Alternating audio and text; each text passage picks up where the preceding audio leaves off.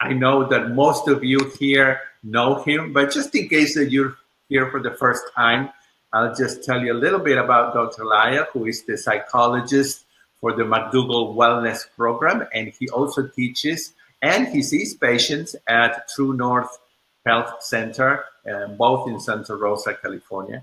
And Dr. Lisle is also the co-author of The Pleasure Trap. And I think he is working on a new book, but we won't talk about that yet. And he is also the founder of the Esteem Dynamics. That is a wonderful website, and please visit it. It is esteemdynamics.com. I will type it in a minute. And it's a website where you can get more information about the ideas that Dr. Lisle talks about in all his lectures.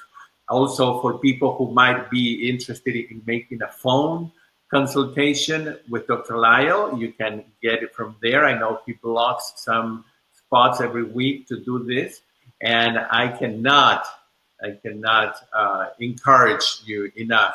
Sometimes a half hour with Dr. Lisle is one of the most revealing and amazing moments that you'll have, and a brilliant mind. I admire him so much. So anyway, from any questions that you have about Dr. Lisle, you can also email him at drdouglysle@yahoo.com, and it's DR. You don't have to spell the whole word. Dr. Doug Lisle @yahoo.com. I will type all this in the chat box. So today we have a very interesting, and I know you will all love the presentation that he's going to give us. I want to welcome Dr. Lisle. How are you doing, Dr. Lisle? It's a pleasure, Gustavo. Great to see you again. Very good. What we're going to talk about today is going to be willpower, and sort of the strange concept that willpower has only been a word in the English language since the late 1800s. So as important as a concept as it is, it's funny that it didn't even quite have its own word until fairly recently in our history. What we're going to be doing is taking a ride on learning about both the science and first the sort of a theory about trying to understand what willpower is, and then the science that really took off in the late 1990s and into the early 2000s, which gave us a new look about what willpower is really about. So that's what we're going to do. So the main idea that the lay public has about willpower looks kind of like this, and that is that if you've got a problem that needs this amount of willpower and you only have this amount of willpower, then somehow you're not going to fix it. But if you have a problem that needs this much willpower and you have this much, then you'll be able to fix it if you apply yourself. It's going to turn out that very reasonable assumption is largely untrue. And so even though there are elements of truth in it, it's going to be a serious misunderstanding of how willpower works. And so we're going to be unpacking that so that at the end of today, we will understand what willpower is and how to summon and keep our willpower at its maximum to solve the problems that we need to solve. All right. So we'll begin with the first slide. Are we ready to launch the slides then? We're ready to launch the slides. All right, here we go. Just give me a second. And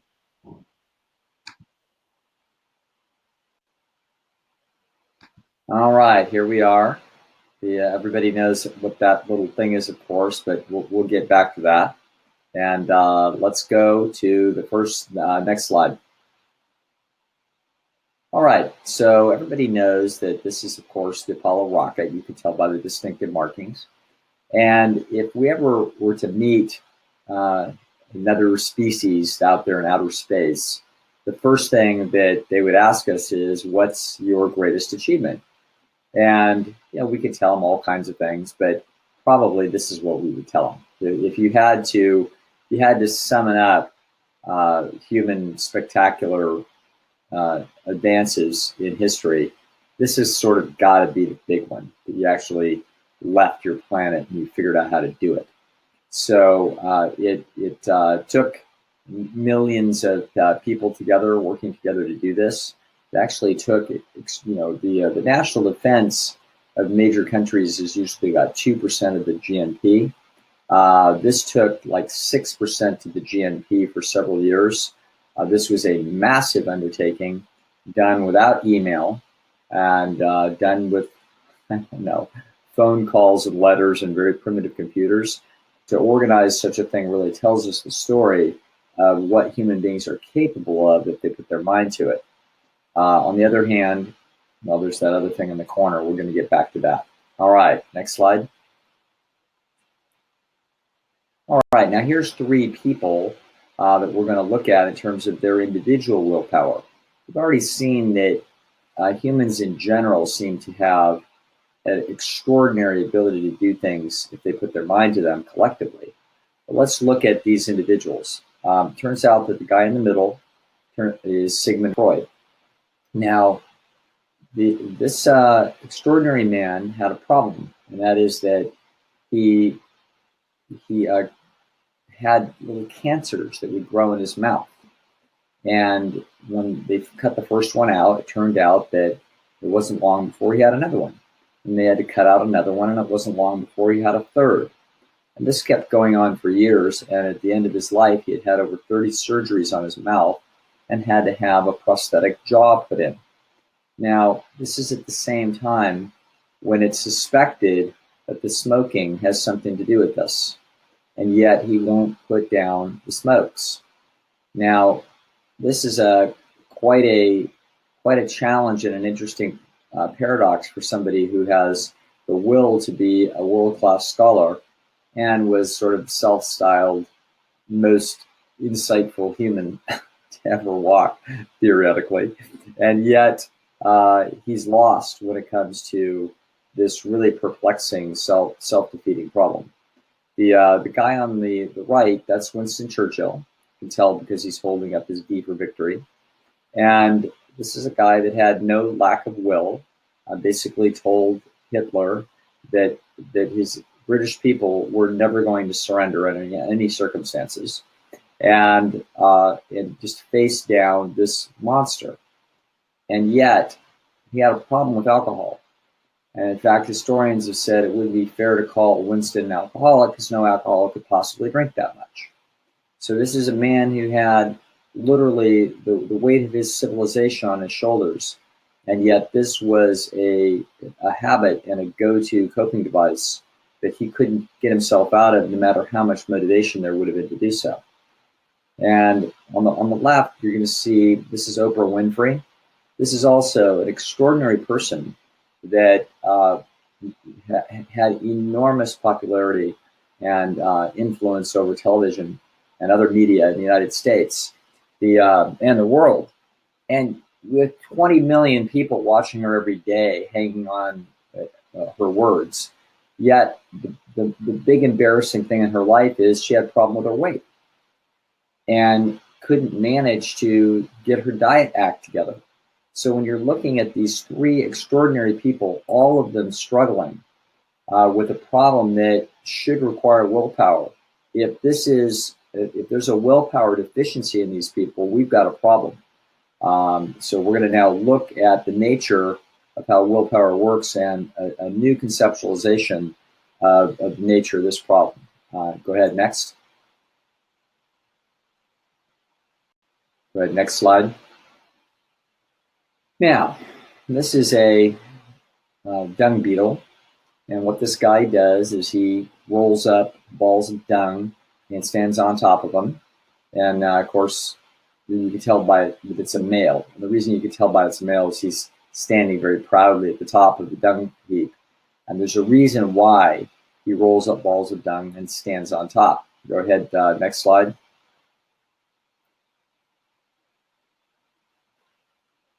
And that's because this is how he attracts mates. It's going to turn out that up in the sky there, that's the Milky Way, in case you didn't know. And the dung beetle orients its behavior around the Milky Way, just as people do, interestingly enough. I'm not even sure that's true, but I read that on Wikipedia. I just thought I'd pass that along to you today. But the difference between the dung beetle and the humans is that the dung beetle is going to be doing everything by very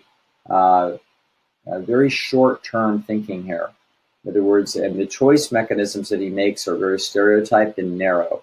So he doesn't have the ability to think through the future and to think through, if he takes a drink, this is going to happen, or if he eats this, that it's going to have an impact, or if he lights up a smoke, that this is going to happen. In other words, his behavior is being guided by very short-term, simple considerations. And so, in effect, he doesn't have what we would call willpower, in the sense that he doesn't have to override one impulse and map out a future or a couple of alternative courses of action, and then essentially override the short-term impulse to do something in order to do what's in his best interest long-term. He doesn't have that kind of computational device, but humans do, and so do other creatures. Go ahead and next slide.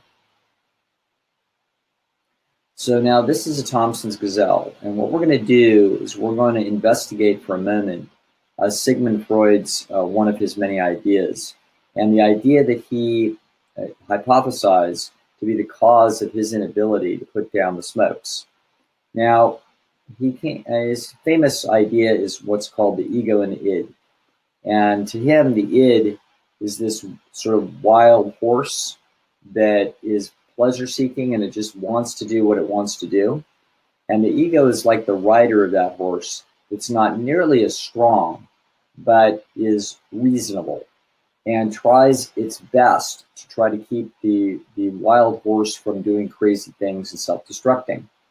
Now, this is what Freud is going to be thinking about himself and other people when he sees self-destructive behavior.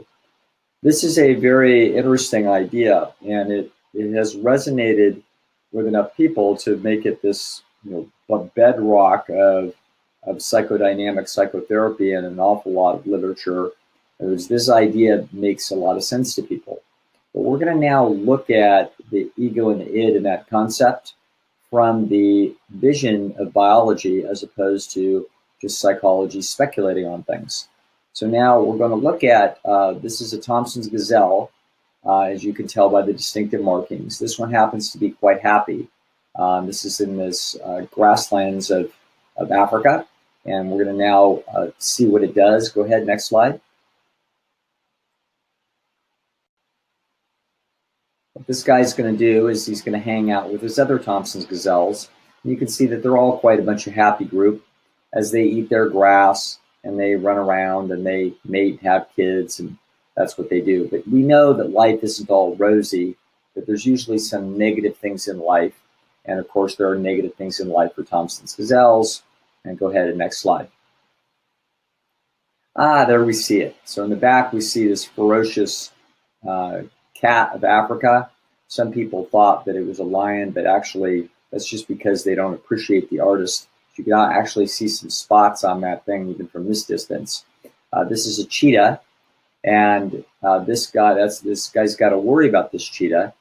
And so when he's eating his grass, which is pleasurable, every time he looks up, he checks out how far that cheetah is. And let's suppose he grabs a mouthful of grass, comes up, and the cheetah is 500 yards away, not a problem. Gets another mouthful, it's 400 yards away, still not a problem. Gets another mouthful, it's 300 yards away, still not a problem. Gets another mouthful, and when it picks its head up, the cheetah is now 200 yards away. Now, what's going to happen is interesting. The gazelle will now stop eating and start trotting the other direction away from the cheetah. And you might think, well, big deal, of course, it's not earth-shattering news. But it should be earth-shattering news to psychoanalysis, because the short-term self-indulgent thing to do would be eat another mouthful of grass that you want to eat. But that's not what the animal does. The animal shifts its gears and brilliantly, like a Rolls-Royce transmission, changes its behavior and does what's in its best long-term interest. So it quickly sacrifices short-term interest and goes for optimal long-term interest. And if you watch them, They don't have any great cognitive dissonance about this. They don't have an id riding their ego in angst, and they desperately want another mouthful of grass. Nothing of the kind. In fact, the concept of this, that there would be such angst and torture and terrible, harsh decision-making processes that would often fail, makes no sense biologically whatsoever. It's really bad biology. If you have an animal that is capable of computing its long-term best interests as it sees a threat, then it should be able to seamlessly shift to defensive reactions without any cognitive dissonance over the problem. In other words, why have the ability to compute your long-term best interests if you have a hard time executing it? Makes no sense, okay? So actually in this very simple demonstration, we can crash the notion of psychoanalytic angst in the way that it has been portrayed, in the last century. Now, suppose, however, we did something. Suppose that what this guy really likes is the fat that's in the alfalfa grass that it's eating. And suppose we get ourselves some alfalfa oil and we pour it all over a section of the grass. And so it's really, really rich food, unnaturally rich food. And so it's hyperactivating the dopamine circuits inside this thing's brain that are designed by nature to pick up on those calories and be excited about it. Now we're going to find that this thing may have a problem. Go ahead, next slide.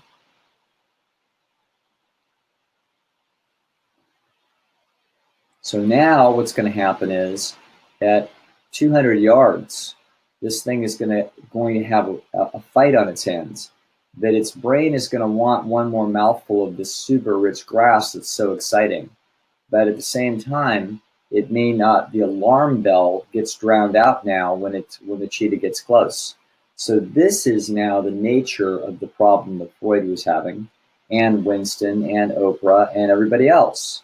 The problem is not that the thing has an uncontrollable urge system that is inherently self-destructive. The problem is that if we alter the environment unnaturally, then despite completely excellent equipment for making good long-term decision-making in the face of short-term inducement, suddenly the animal's in trouble. So whether the animal is a brilliant, will-filled human like Winston Churchill or Sigmund Freud or Oprah Winfrey, it doesn't make any difference. If we tease the system with supernormal stimuli, we wind up with a problem, okay? And their will is relatively weak at managing it. Okay, next slide, please.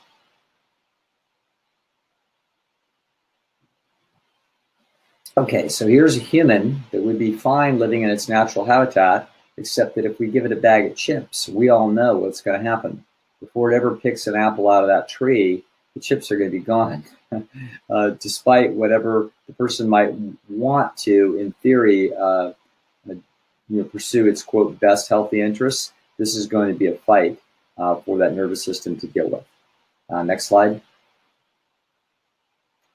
So what we're really seeing here is that willpower is the problem of dealing with the short term versus the long term and being able to integrate the best overall interest of the organism, which this thing is absolutely designed to do naturally. But we see in our modern environment tremendous numbers of challenges that will actually make this difficult. So go ahead, next slide, please. And so here we have some challenges in the modern environment that look a little funny. And that is the person wants to go on a diet, which is a totally unnatural thing to do. It's to try to essentially eat a limited range of the foods that are available and try to get themselves to eat the foods that are of modest caloric density and stay away from the foods that are not. And yet we've got other neural impulses that are basically writing circuits that say that the right thing to do is to eat the richest food in the environment. Those are natural circuits that are screaming at the person to indulge themselves as much as possible. Those things are now in a hefty contradiction, and the person's in cognitive dissonance over this, and it's difficult.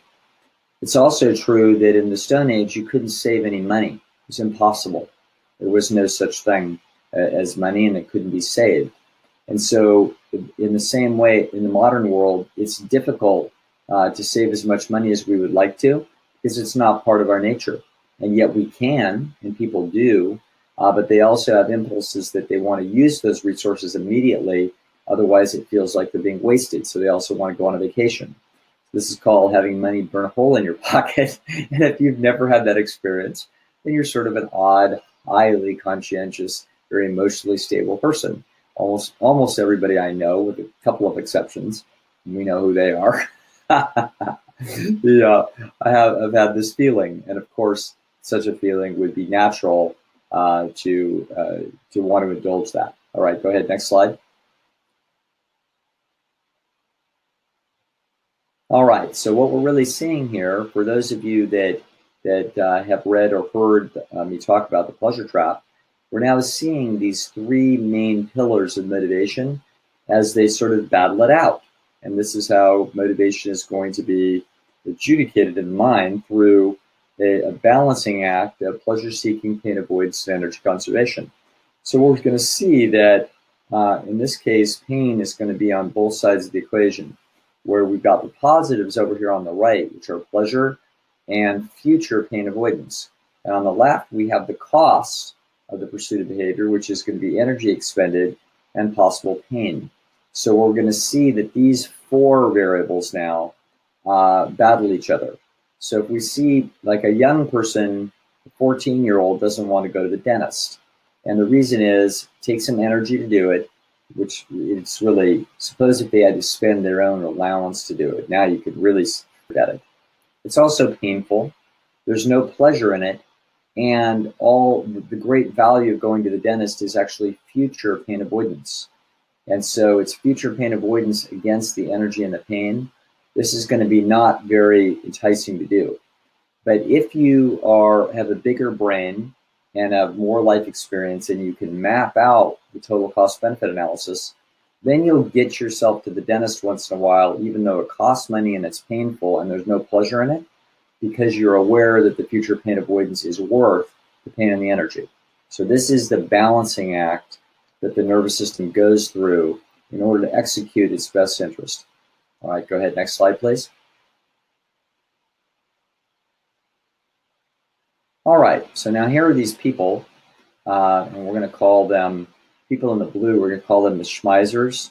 And I hope nobody out there's name is Schmeiser, because I just made this up. And Schmeisers have a ski shop in Lake Tahoe.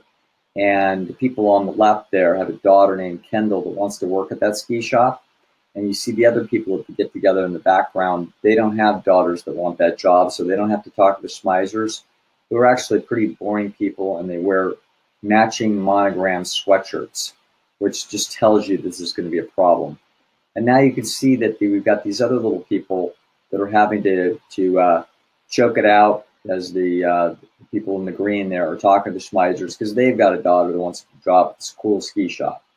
So our gal over here in the red hair is telling Ralph, listen, we've got to go over there and talk to them because we got to face this. And you know what? This is what human life is. Human life has a great many of these types of things that go on. You say, yeah, sure, boss, we'll get to it. Absolutely not a problem, etc. When you'd like to tell somebody, you know what, this is really not convenient for me. No, I don't think so. No, I think your request is unreasonable. We don't. We override these kinds of things all the time because we have willpower, in the sense that our brain can map out our best interest in the long term, and often will sacrifice short term without as much as a little bit of an annoyance and a little bit of override of energy and determination. So what I'm trying to say in all this is that actually we have plenty of willpower for the kinds of problems that human beings were naturally designed for. Our problems only come when we create unnatural problems, at which point then we're in trouble. Next slide, please.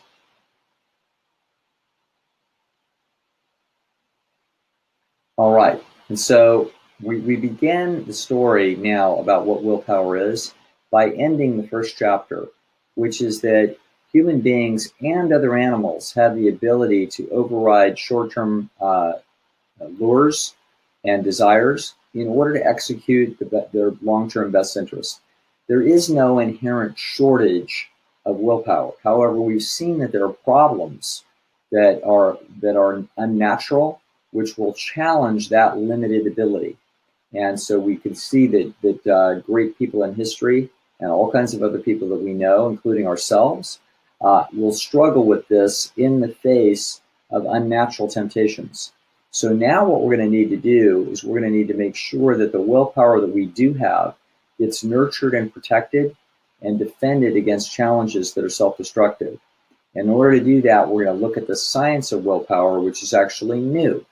As important of a concept as this is, it has a surprisingly short history in science, and it's to that we're going to turn now. Next slide.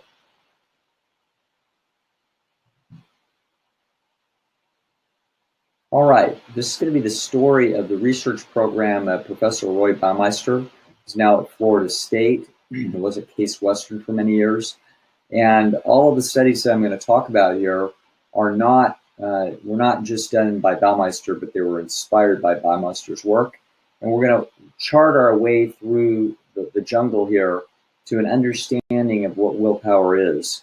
And beginning with the idea that it really wasn't under any scientific investigation until very recently. So we're going to begin with the very first and most famous study that Baumeister and his colleagues conducted, and we're going to see what a mystery was born out of this study. Next slide. All right, so we're going to talk about 5 studies. The most famous one is going to be cookies, and then there's going to be one on Mardi Gras, lemonade, dog treats, and then finally prisoners.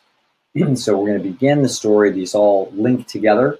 They're all influenced by each other. So we're going to begin with the famous cookie study.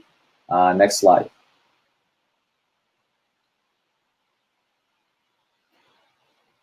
All right, so here's the cookie study. Just to know that this is called experimental social psychology.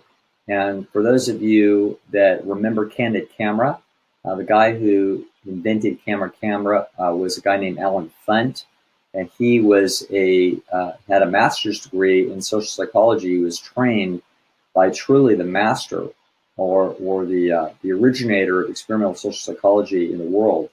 That this was a German or a European psychologist, Kurt Lewin, that had come over in the 1930s, and then essentially this concept was born. Instead of just observing people naturally in their interactions, Lewin had the idea of setting up experiments and interesting events to see what they would do. And of course, Candid Camera was the most famous of all these, setting up situations to surprise people and put them under unusual circumstances and watch their decision making, which was often hilarious. But this will look like Candid Camera, and so this is a classic experimental social psychology study. And so this is what they did was they had people fast for 3 hours, and then they had them come into the laboratory for what they thought was a taste study. And what they walked into was an experiment room that smelled like chocolate chip cookies had just been baked, which they had in a little oven right there in the experiment room. And there was a plate full of freshly baked chocolate chip cookies, along with a bunch of chocolate candy sitting on a plate in a big pile. And next to it was a bowl full of radishes. And so they had to draw a straw out of a hat, and they either got the cookie condition or they got the radish condition. Now, if they got the cookie condition, they just sat down and ate as much as they wanted. The experimenter would leave the room, and then they would come back in and fill out a little form about what they thought of the taste. And that would be that. That's going to be part 1 of the study. It's a very tricky study. So the experiments, the subjects don't know what it is that they're getting into here. They don't know that, in fact, there's multiple parts of the study. They think that this is just all there is to it. Now, the exciting group is the group that draws the straw that says radish. And so they have to sit down in front of this bowl of radishes where right next to them is a plate full of cookies, and they're hungry. And the experimenter leaves the room and says, well, eat radishes for 10 minutes, and then I'll come back in, and you can rate the taste of the radishes. And of course, the stress is that they desperately want to eat those cookies, but they can't because it's against the rules. So there's a lot of close calls. There's people that would take the whole plate and put their nose right on top of it and sniff it. One guy dropped one of the cookies and it broke, and he had to put it back together. So they could see from a hidden camera that people were stressed, even though nobody chomped on any of the cookies or the candy. They wanted to, which is exactly what Baumeister had in mind when he set this thing up. So then what he did was he said, okay, thank you for your time, and thanks for filling out the forms. And now we're going to send you down the hallway because there's another study down the hallway. It has something to do with geometric intelligence. So just go down there and knock on door number 3 or whatever it is. So what's going to happen is that the people are going to go to the second study, and they think that these two studies are totally unrelated, but in fact they're integrated. And what they're going to do at the next study is that they're going to be shown some figure drawings that look like you could draw them and not lift your pencil. And they're told, okay, your job is to figure out how to reproduce this drawing without lifting your pencil. And so we're really studying geometric intelligence here. And so we're going to leave you alone in this room with a stack of paper. And as soon as you figure it out, then ring this bell, because I'm going to be timing you to see how fast you can do this. And oh, by the way, there's some people that get stumped and can't figure it out. And if you're one of those people, just work until you feel like you can't do it. And then when you are sure that you can't do it, then ring the bell and I'll come in.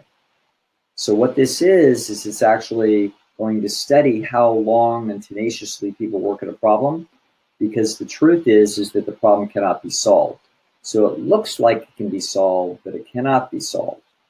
And Baumeister has the intuition that if people had to be in the radish condition in part 1 and wanted the cookies but couldn't get them, his intuition was that if they went to the second study and they had been in the radish condition, then they would not work as long at the problems before they quit as a person who had gotten eaten the cookies. This was his idea. I have no idea why he came up with this idea, but he did. And so go ahead, next slide, we're going to take a look at it. Okay, so here's step 1. That's the stress test, where the person either gets cookies or they have to face radishes, or they get neither. They just get handed a magazine and told to read a magazine for 10 minutes. Step 2 is they go down the hallway, and you can see what we call the null hypothesis in science, is how long it's going to take these people before they quit trying on this figure drawing. And the notion would be that all 3 conditions would go about the same length. That's not what happened. What happened is that in the radish condition, people only went for 8 minutes before they gave up. This is really interesting. So if you, in condition 1, you had gotten to eat cookies, you went 20 minutes before you picked up the little bell in the second part of the study and said, hey, I can't figure out the figure drawing. But if you were the person in the radish condition, you only went 8 minutes. This, surprisingly, it's about the same length of time that you sat in that room and stared at those cookies and had to eat radishes and wanted the cookies. So this was a very interesting finding. And Baumeister didn't know why it was happening. He had suspected that it would happen. And he actually had, when he wrote this up, he said, we don't know what to call this, and we don't know what it is. But in honor of Freud, he called it ego depletion. Remember, ego is the rider of the horse of the id. And he says, okay, we're going to use Freudian terms for just a minute for fun. The ego, or the rider, gets tired and it gets depleted, and then it just doesn't have any more juice in it. And that's where he came up with that term, and he published that in 1999 and opened up the world of psychology to trying to figure out what on earth is ego depletion and how does it work and why. Okay, next slide.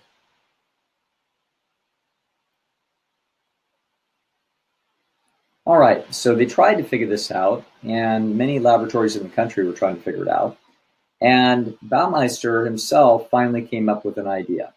He thought that maybe when you got pleasured, it steeled you up to face things, to face hard problems. So maybe in the first study, the magazine group did fine, but they weren't hungry. So it's going to turn out that in the first group, remember, the people that got the cookies, maybe that pleasure sort of buffered them and got them ready to put up with a bunch of stress. And he thought, maybe that's what Mardi Gras is like. So people are going to go into Lent, where they're going to have to give something up for a period of time. And so maybe that's why they have this wild party beforehand, to pleasure themselves, to get ready for being, abstaining from things. And so this is called the Mardi Gras study. So the Mardi Gras study, what they're going to do is they're going to have 3 conditions. It's going to be a milkshake. A person's going to get either a pleasurable milkshake, a really gunky thing to eat, or a magazine. And then they're going to have to go do those figure drawings. But before we do those figure drawings, what we're going to do is we're going to stress them first, then give them either the milkshake or the chunky shake or the magazine, and then we're going to test how long they do those figure drawings again. So the way they're going to stress people is going to be through what's called a 4-color test. Go ahead, next slide, please. So this is, they'll flash on a screen in part 1 of the study, like the word green, except it might be in red, or it might be in green, or it might be in blue. And you have to very quickly decide whether it's congruent or not congruent. Turns out it's really hard for people to do this, because when you see the word green, you're thinking green, and then you're not sure, wait a second, is that green or not green? Different areas of the brain are having to make those distinctions, and it's really hard, and it'll give you a headache pretty quick. So that's what they did to stress people. And then in a second study down the hallway, then they went and they did this other thing. They either had a very tasty shake, or a terrible shake, or a magazine. And then step 3 was to do the puzzle drawings and see how long they would go before they would quit. And so they expected that the people that got pleasured at step 2 would do really well, and then that the people that ate the junky, terrible tasting milkshake would do poorly, and the people that got the magazine would do poorly. So they expected high, low, low. All right, go ahead. This next slide, please. This is what they found. So they found that the people that had gotten the milkshake at stage 2 did very well, and so did the people that ate the junky stuff. But the people that had the magazine handed to them did poorly in stage 3, or the figure drawings. This was a total puzzle, and Baumeister had no idea what was going on. And they were frustrated, because his theory of pleasure being a buffer against stress just went down the drain here. And the only thing that they could think of that was the cause would be that the people ate something. So Baumeister thought, is it possible that calories is the power in willpower? And in fact, maybe it's blood sugar being replaced in the brain. And so he does another study in order to look at this, and we're going to now look at this now. Go ahead, next slide. So what he does is he does the same kind of study that he just did with the junky milkshake, except he replaces it with real lemonade with sugar versus fake lemonade that's just as pleasurable but no sugar, and a magazine. So once again, what the study's going to be is the subjects are going to be at step 1, they're going to do that 4-color test, and they're going to be kind of mentally exhausted. Then at step 2, they're going to get either a real lemonade where there's real sugar in it, or fake lemonade, or a magazine. And then the third stage, they're going to go down the hallway, go into the thing that says geometric intelligence, be handed a sheet and say, try to reproduce this drawing, and ring the little bell when you give up. And we're going to find out how long people go before they give up. And in this case, the hypothesis is that the people that get the real lemonade will do well, and that the other two people other two groups will do poorly because they didn't get any sugar. Next slide, please. And this is exactly what they find. So in the Baumeister lab, they see that the power in willpower is sugar, which quite frankly shouldn't surprise us people, that the brain is running on glucose. And so when it works hard, it burns itself through some glucose, and it actually is dipping in the blood sugar in certain areas of the brain. It's tired, and it takes some time for that to be replenished. And if they use something like a simple sugar, which can hit the bloodstream very quickly, it's not ideal for brain power, but it's perfect for experiments. So if we use something like an unprotected no-fiber sugar like lemonade, and boom, we immediately get sugar into the system, then what happens is that the person recovers very well. When they got lemonade that didn't have any calories in it, they did not recover, and they did not recover, obviously, with a magazine.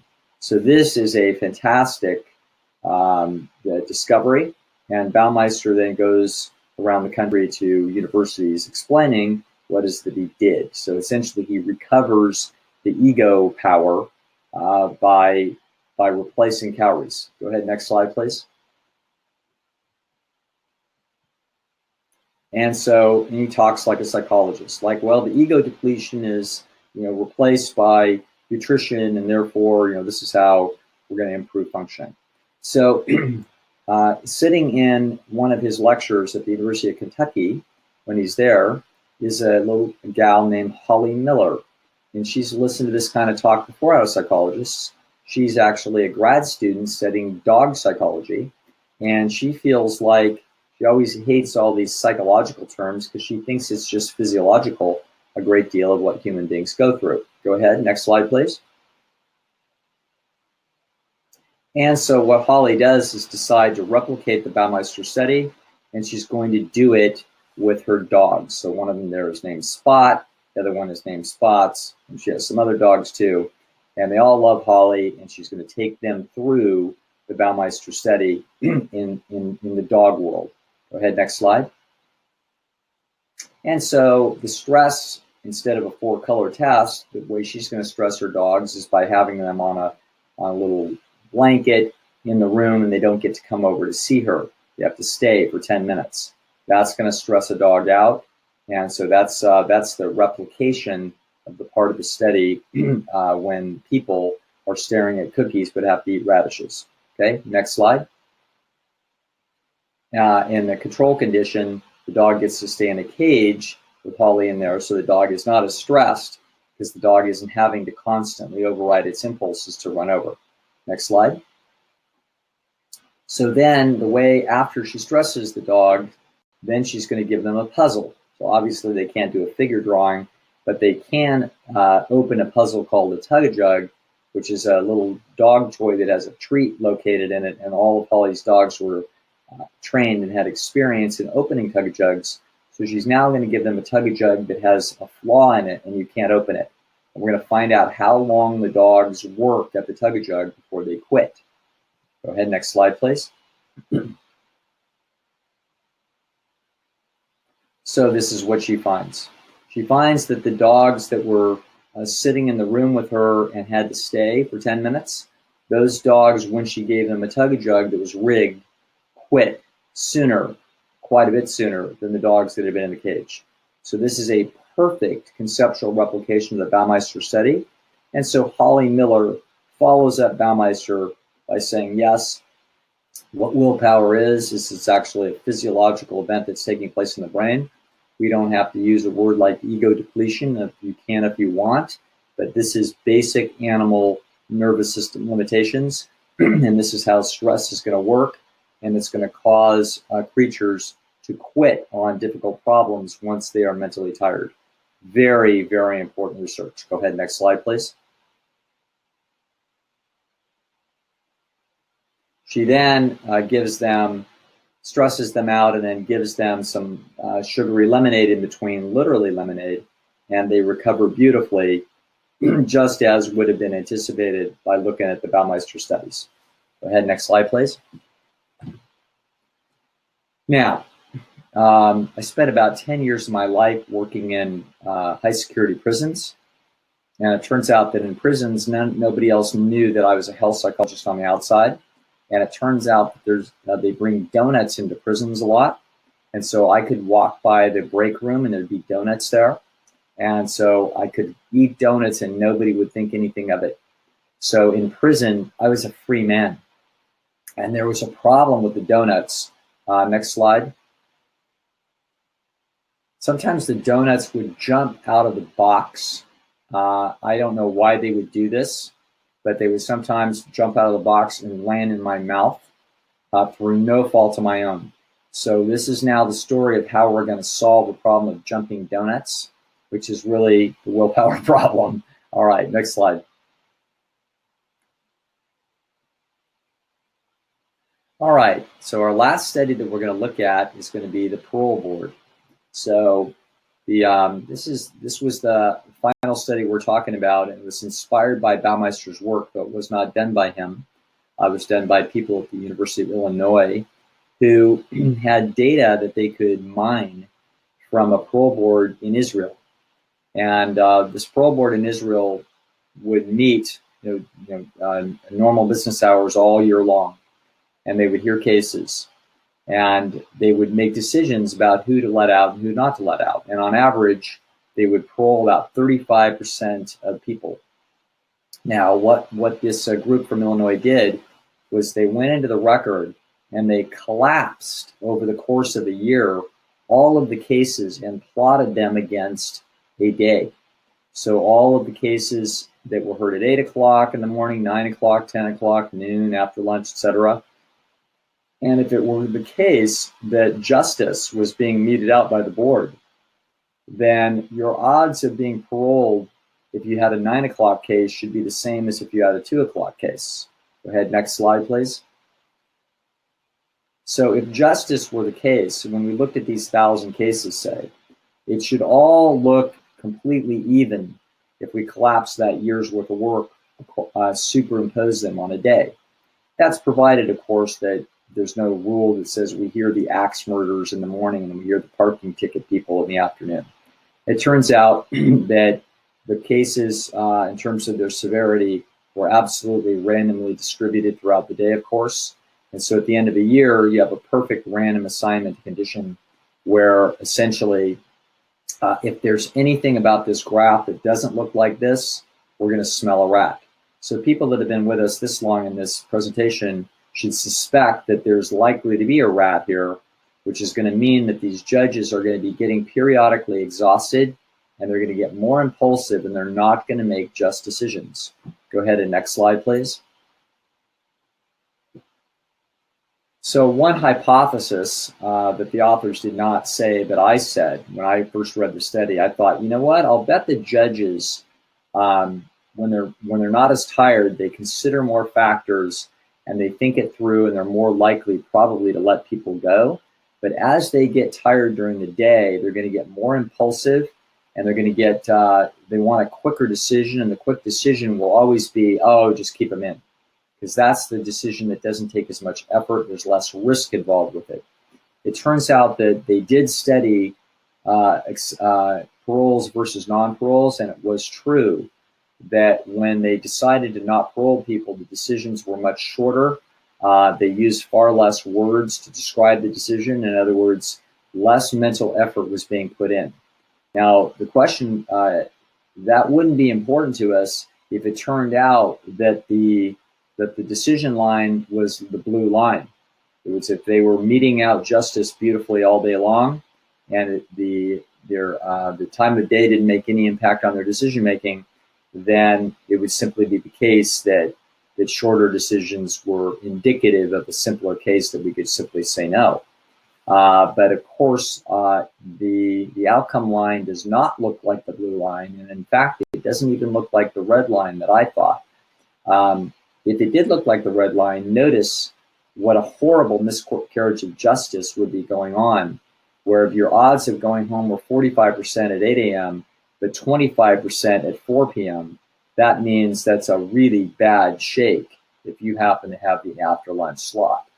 Now we're going to look at what the actual data showed from the study that was done at the University of Illinois. Go ahead, next slide.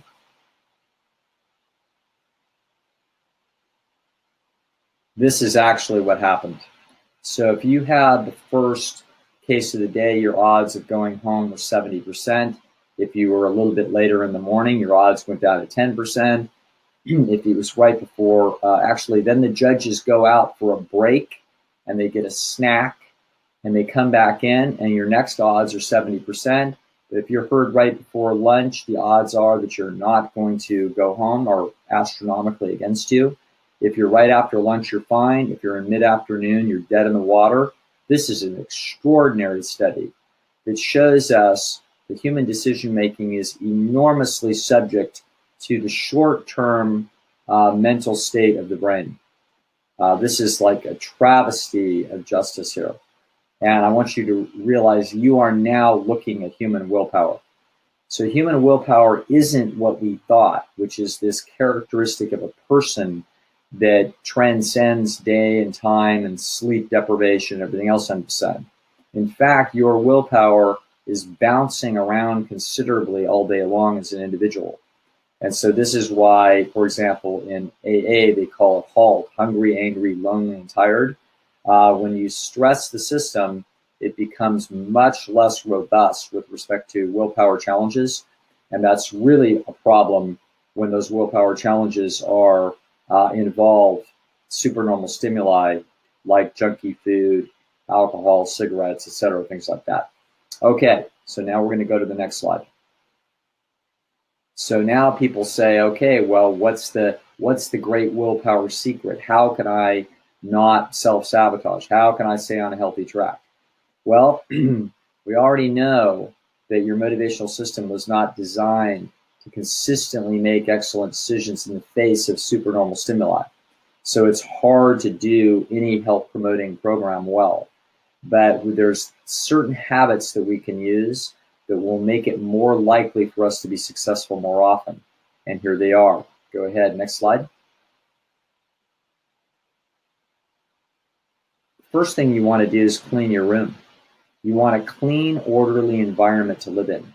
The reason is that if you have chaos around you, your mind is working extra hard just looking at a mess. It's trying to think through what priorities it should do first, where that missing telephone bill is. In other words, everything is causing you a great deal more effort mentally when you have a disorderly environment. One of the best things that you can do to improve your general willpower functioning is to have a neat, orderly environment that makes you stronger in the face of temptation. Go ahead, next slide.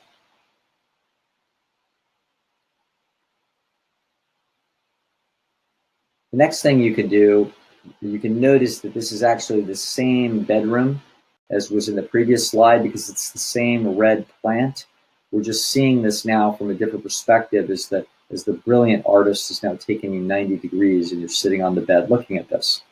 Now, this is what we lay out as our exercise clothes because our job is going to be to get, say, 10 or 15 minutes of exercise a day. We want to do this for a variety of reasons. One of them is we believe it helps support our willpower. That we think, but we don't know.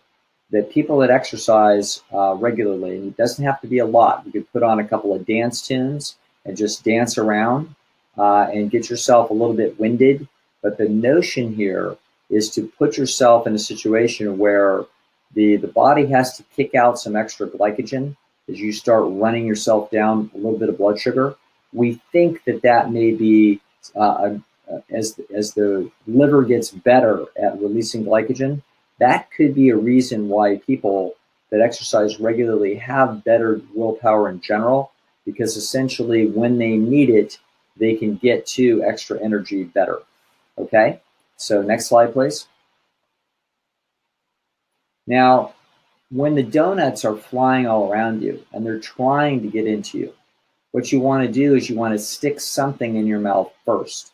So I would tell myself at the prison, you have to go eat something healthy first before you go back around and look at those donuts. And very often, if I would go and eat something, if I'd stick an apple in my mouth to open, close up the space, what would happen is that this now supports my willpower. And now it's like, it's just not as enticing. And so it's not always going to work, and it's not always going to be a complete solution. But we should have a simple rule that if you're about to eat something junky, realize you must eat something healthy first, and then we'll see whether or not it has such appeal. Okay, and next slide, please. And finally, we want to go to bed on time. It's going to turn out that we now know from studies that have been done in the last 20 years that adequate sleep is an extremely important feature in willpower. If it turns out that people that will sleep 6 hours a week instead of 8 hours, 6 hours a night instead of 8 hours, will have a substantially greater tendency to eat junk food and will typically eat about 300 calories more a day than somebody that's sleeping 8 hours. We get more impulsive. The brain is essentially dirty. It's not functioning very well. We don't get a full cleaning job. It's kind of like a cheap cleaning job at the car wash. You want to get the premium job at the car wash to have the car really clean. If you do not sleep to satiety, you are cheating the mind of cleaning itself out. That turns out to be a major feature of what is happening during our sleep. Every animal on the earth, literally down to the smallest little tiny creature, sleeps. Every one of them that has ever been studied. There's no creature, there's no animal that does not sleep. We are the only species that willfully shorts ourselves of sleep. And when we do that, we pay the price. Our mental functioning drops. We are operating on a handicapped basis. And one of the things that will be handicapped will be our willpower. So that's why we want to make really good quality sleep, as much as you can. In other words, people ask how much should they sleep? The answer is as much as you want. That's what it should be. We want to be sleeping to satiation as many nights out of 7 as you can. Next slide, please. And so these are the great willpower secrets from the great Swami here. Are incredibly simple. They're very basic hygiene. Clean your room, exercise, have healthy food and snacks available, and get a good night's sleep. These things are really basic processes that turn out to help our willpower be as strong as it needs to be so that we don't wind up being compromised and getting it challenged. Next slide, please. There's always going to be problems. There's going to be a project you need to stay up late for, and we're not going to get good sleep. We're going to be around a place where donuts are flying and there's no healthy food around. We're always going to wind up in compromised situations. And so every now and then a weed is going to start growing in our garden. A bad habit is going to start. Our job is to return to these fundamentals and pull the weeds. If we return consistently, exercise, sleep, healthy food, orderly environment, if we keep returning to these fundamentals, then what's going to happen is that we can keep the weeds down to a sane and reasonable level. And in that way, they don't take over the garden. We know what happens when life gets out of balance and any of these things gets crazy. Our willpower goes out the window, and so does our health program. Next slide. And so this is how it is, folks, that the willpower problem can be viewed as a essential mental hygiene exercise that keeps us in a place where we can have the life we deserve. All right. All right. So hopefully that's a good introduction to this for people and some tips about how what to take away to implement in your life to give yourself the edge that you need. Right. Thank you, Dr. Lisle. Brilliant presentation. Dr. Lisle, we don't have a lot of time left for questions, but we will. I would like to ask you one question that came up several times, and then maybe for next month we could make a willpower Q&A. What do you think? Yes, sure. Okay. So everybody, if you would like to send us questions, the questions you can email to webinar@drmcdougall.com. But Dr. Lisle, if you could just touch on this topic about sabotage sabotaging, and when it happens, or why, or how can people overcome this issue?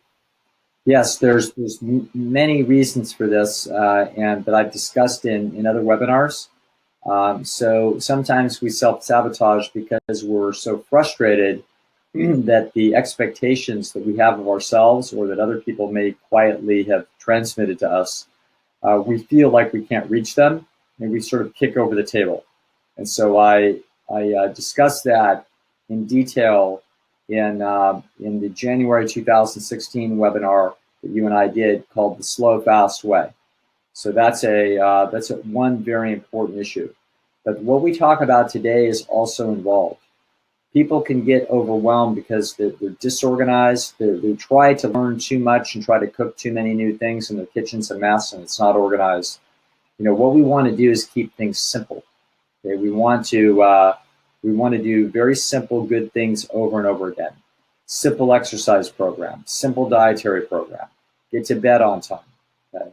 Have snacks available for us that are healthy, so that they are our go-to moves when we're being challenged or we're hungry. These are in between meals. These are the things that we need to do.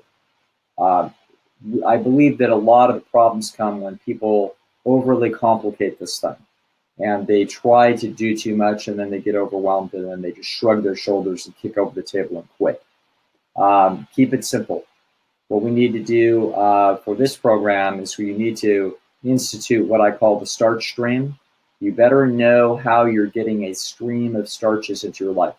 It's the #1 problem that you have, and we've got to solve it. So if you have an oven that you could cook 10 baked potatoes at a time, do it. If you could make one big crock pot full of a big vegetable stew that you can eat on all week and get several meals out of it, that's a good thing. If you can eat oatmeal in the morning, a lot of mornings, if not all, then this is a whole slew of the starch stream. So we just need to solve the problem with the starch stream, and we need to exercise, keep an orderly environment, get to sleep on time. This is a group of techniques that will help get us into what I call a good groove. And one day that groove can get deep, and then you're in a deep groove where you just do things right all the time, and life is easy. In other words, this can become an easy program, but only after you get good at managing these miniature or smaller problems and get up the learning curve so they're simple. Fantastic, Gustavo. Great to see you again. All right. Thank you, everyone. Bye-bye.